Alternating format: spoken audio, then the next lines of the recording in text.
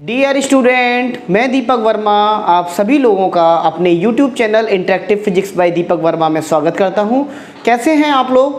उम्मीद करता हूं आप लोग बहुत मज़े से होंगे, बहुत अच्छे होंगे। जैसा कि हम लोग इलेक्ट्रिसिटी का लास्ट लेक्चर में हम लोगों ने पैरेलल कॉम्बिनेशन, सीरीज़ कॉम्बिनेशन के न्यूमेरिकल को सॉल्व किया था। बड़ा मज़ा आया था। बच्चों के भी कमेंट आए थे मेरे पास कि सर और वेरिएशन कराओ। तो वेरिएशन के लिए तो बेटा कई सारे वेरिएशन है, इसमें आप लोग कर सकते हैं। जो नहीं आए मुझसे पूछ सकते हैं कमेंट करके। और आज जो है इलेक्ट्रिसिटी में हम लोग रजिस्टिविटी को डिस्कस करेंगे, जो कि बहुत इंपॉर्टेंट है और रजिस्टिविटी भी एग्जाम में पूछा जाता है। एक्चुअल में रजिस्टिविटी का जो बेसिक है वो 10th से ही स्टार्ट होता है, लेकिन 12th तक जाते जाते वो डीप हो जाता है। तो आज आप लोग हेडिंग लगा लीजिएगा रजिस्टिविटी, और बहुत मज़ा आने वाला है डेफिनेटली। आई प्रॉमिस कि रजिस्टिविटी के अगर आज का लेक्चर समझ लिया आप लोगों ने तो कभी भी रजिस्टिविटी आप ज़िंदगी में कभी नहीं भूलेंगे। तो आप लोग हेडिंग लगा लीजिएगा रजिस्टिविटी।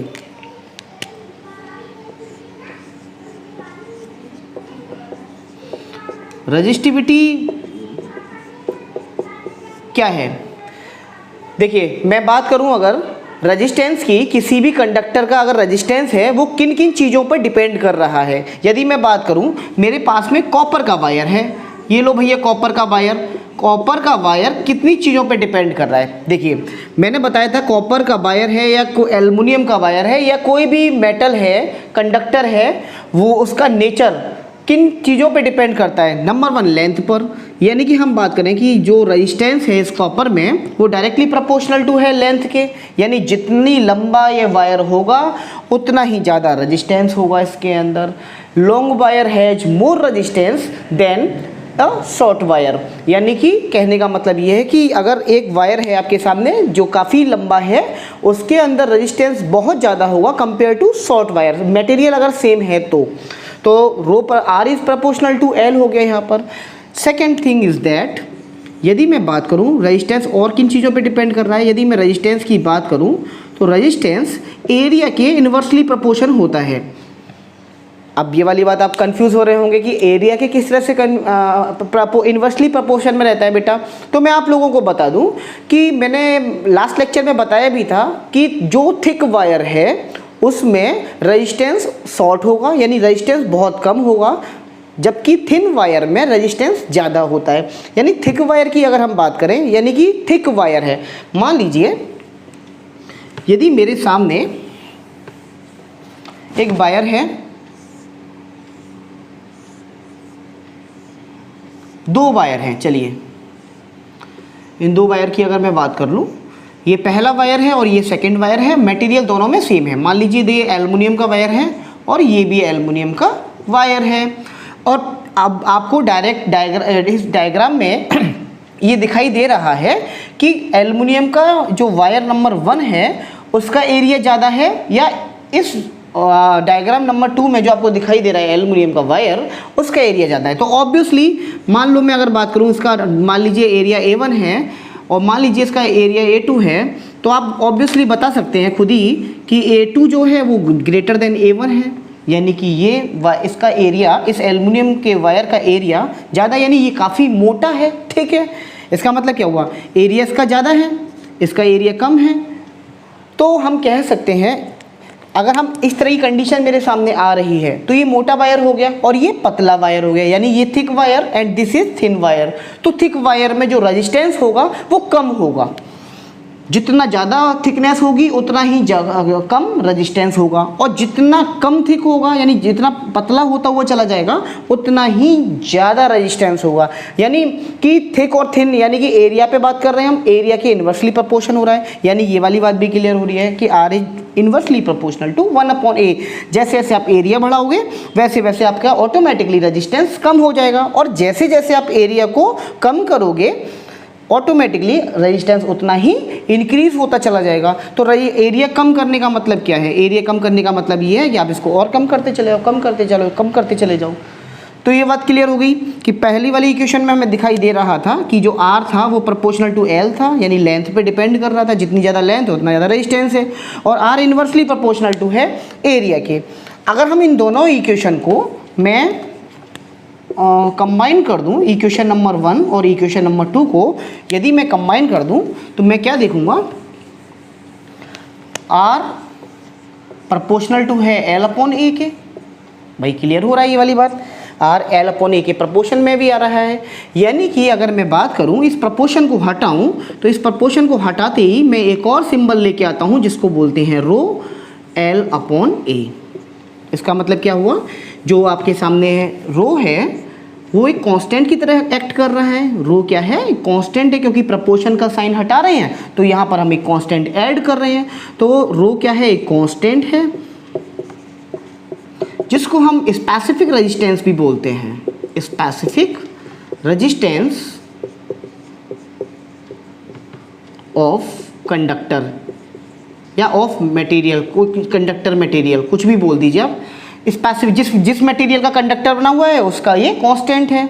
और अगर हम बात करें रो की ही तो रो को कांस्टेंट भी बोलते हैं, कांस्टेंट तो है ही है, और स्पेसिफिक रेजिस्टेंस भी बोलते हैं। और इसी को हम बोलते हैं रेजिस्टिविटी ऑफ मटेरियल।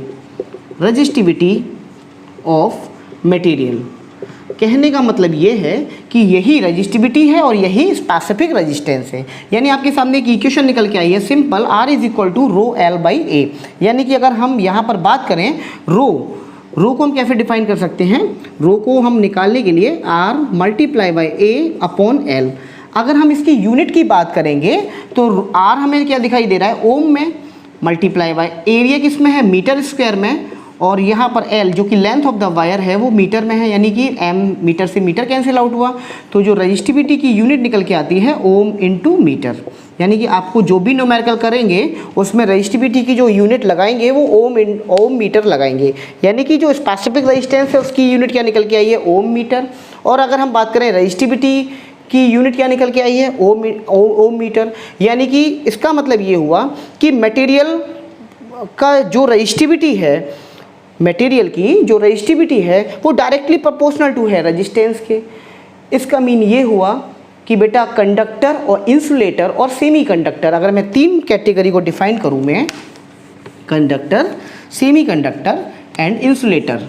ये कंडक्टर लेता हूँ और ये यहाँ पर मैं सेमी कंडक्टर लेता हूँ और इस साइड में मैं मान लीजिए इंसुलेटर लेता हूँ, तो किसके अंदर ऑटोमेटिकली आप बताइए रजिस्टिविटी ज़्यादा होगी, बताइए। यानी करंट का अपोज सबसे ज़्यादा कौन करेगा, इंसुलेटर, देन सेमी कंडक्टर।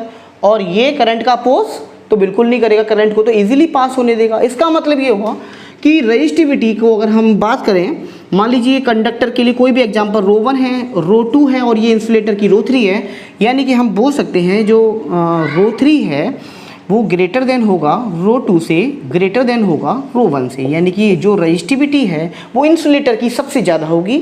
देखिए आपके सामने टेबल भी प्रोवाइड करा दूंगा मैं, बस आपको कॉमन सा कंसेप्ट याद करना है। जो रजिस्टिविटी है वो इंसुलेटर की ज़्यादा होगी, किससे, सेमी कंडक्टर से, लाइक सिलिकॉन, जर्मेनियम। तो और सेमी कंडक्टर की किससे ज़्यादा होगी रजिस्टिविटी, कंडक्टर से। तो आपको ये ध्यान में रखना है। तो आप इन चीज़ों को नोट कर सकते हैं।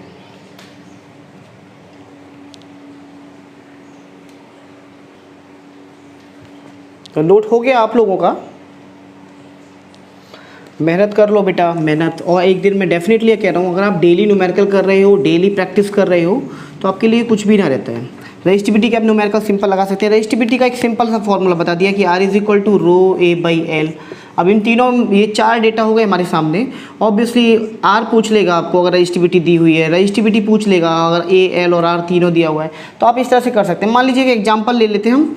ये मान लीजिए हमारे सामने एल्युमिनियम का वायर है और इस एल्युमिनियम के वायर की जो लेंथ है मान लीजिए 5 मीटर है, और इसका घुमाने के लिए एरिया ऑफ क्रॉस सेक्शन उसने बोल दिया मान लीजिए 10 मीटर स्क्वायर है, और इसके अंदर जो रेजिस्टेंस है मान लीजिए 2 मल्टीप्लाई बाई 10⁻⁻2 ओम है, सपोज दैट। ये दे दिया आपके सामने। अब आपसे बोलता है कि calculate the resistivity of this wire. क्या है, सिंपल सा आप फॉर्मूला लगा सकते हैं, R is equal to rho L by A. आपको R पता है, L पता है, A पता है, आप कैलकुलेट कर सकते हैं रो को। कभी कभी बेटा न्यूमेरिकल में वो वेरिएशन दे देता है, न्यूमेरिकल के वेरिएशन में वो कभी कभी डायमीटर दे देता है। बच्चे कंफ्यूज हो जाते हैं कि सर डायमीटर दे रहा है, हमें एरिया पता नहीं है। यार सिंपल सी बात है, सारे के सारे वायर का क्रॉस सेक्शन जो रहता है वो कैसा रहता है, सर्कुलर रहता है। तो अगर डायमीटर दिया हुआ है आपके सामने, मान लीजिए इसी एल्युमिनियम के वायर का डायमीटर बोल रहा है, डायमीटर दिया हुआ है, मान लीजिए डायमीटर ही मान लो 10 मीटर है। अगर यहाँ पर डायमीटर बोल रहा है 10 मीटर है तो आप आसानी से एरिया निकाल सकते हैं इसका। सबसे पहले फॉर्मूले में R इज इक्वल टू जो रो एल बाई ए लगाया है उसमें आप एरिया डायरेक्ट नहीं लगाएंगे, एरिया निकालने पहले आपको एरिया कैलकुलेट करना होगा। तो एरिया कैलकुलेट करने के लिए कैसे करेंगे, पाई बाई 4d स्क्वायर, भाई जानते हैं आप लोग सर्कल का एरिया क्या होता है, पाई बाई 4d स्क्वायर लगा सकते हैं आप यहाँ पर, या पाई आर स्क्वायर बोलें। तो आपको डायमीटर पता है, डायरेक्ट इस फॉर्मूले में पुट करके आप एरिया कैलकुलेट कर सकते हैं। एरिया कैलकुलेट हो जाएगा, आप तुरंत उसका रजिस्टिविटी कैलकुलेट कर सकते हैं, या जो भी चीज़ आपसे पूछी है वो आप कैलकुलेट कर सकते हैं। तो मैं समझता हूँ कि रजिस्टिविटी का इतना बड़ा, जैसे आप लोग परेशान हो रहे थे कि रजिस्टिविटी कंसेप्ट, रजिस्टिविटी कुछ है नहीं बेसिकली, बस ये याद रखना है कि एक कंसेप्ट की बात निकल के आती है कि रजिस्टिविटी हमेशा और हमेशा याद रखना कंडक्टर की सबसे कम होगी और सबसे ज़्यादा जो होगी वो इंसुलेटर की होगी। इसीलिए जो हीटिंग डिवाइसेस हैं, मतलब जैसे भी बोलते हैं, तो वो निक्रोम, मैंगनीन यानी अलॉय के बनाए जाते हैं। क्यों बनाए जाते हैं कि भैया उनके अंदर क्या है, रेजिस्टेंस ज़्यादा है, रजिस्टिविटी ज़्यादा है, मेटल की कभी नहीं बनाएंगे। इसीलिए हम इनको जो हीटिंग डिवाइसेस हो गई, जो आपका टोस्टर में यूज़ हो रहा है, या आपकी बोले हम इलेक्ट्रिक आयरन में यूज़ हो रहा है, केटल में यूज़ हो रहा है, ये सब अलॉयज़ के बनाए जाते हैं कि अलॉयज़ की जो है रजिस्टिविटी वो ज़्यादा रहती है कंडक्टर से। तो बेटा मैं समझता हूँ ये चीज़ें आप लोग को बहुत अच्छे से आ भी गई होगी। तो नेक्स्ट लेक्चर हमारा जल्दी ही 1-2 दिन में आने वाला है इलेक्ट्रिक पावर पे, बहुत मज़ा आएगा और गारंटी से मैं आपको बिजली का बिल कैलकुलेट करना बताऊंगा कि किस तरह से आप इलेक्ट्रिकल एनर्जी कितनी घर में आपके यहाँ कंज्यूम हुई है और कैसे हम घर के बिजली का बिल कैलकुलेट करते हैं, कैसे बोलते हैं कि यार इतनी यूनिट बिल आया है हमारा, इतना यूनिट आया है, और हम आपको सेव इलेक्ट्रिसिटी करना भी समझाएंगे कि इलेक्ट्रिसिटी को कैसे सेव कर सकते हैं। तो थैंक यू वेरी मच मेरे साथ जुड़ने के लिए, और मेरे जो अगर अब तक नहीं सब्सक्राइब किया आपने मेरे चैनल को तो आप लोग सब्सक्राइब कर लीजिए। Thank you very much.